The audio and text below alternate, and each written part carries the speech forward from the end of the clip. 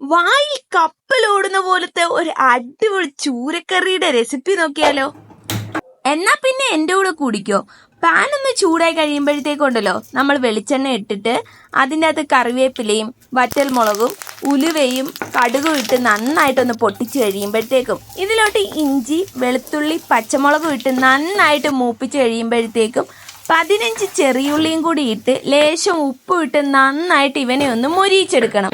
അതൊന്ന് മൊരിഞ്ഞ് കഴിയുമ്പോഴത്തേക്കും 2 table spoon Kashmiri chilli പൗഡറും 1 ടേബിൾ സ്പൂൺ മല്ലിപ്പൊടിയും 1/2 ടേബിൾ സ്പൂൺ മഞ്ഞപ്പൊടിയും ഇട്ട് നന്നായിട്ട് മൂപ്പിക്കണം. മസാലയെല്ലാം നന്നായിട്ട് മൂത്ത് വന്നതിന് ശേഷം നല്ല രീതിയിൽ തിളച്ച വെള്ളം തന്നെ നമുക്ക് ഇതിലോട്ട് ഒഴിക്കാം. പുളിക്ക് ആവശ്യമായിട്ടുള്ള കൊടംപുളിയും ഇട്ട് നന്നായിട്ട് ഗ്രേവി ഒന്ന് തിളച്ച് വന്നു കഴിയുമ്പം കഴുകി വൃത്തിയാക്കി വെച്ച് നമ്മുടെ ചൂരയും കുട്ടനും കൂടി അതിൻ്റെ അകത്ത് ഇടണം.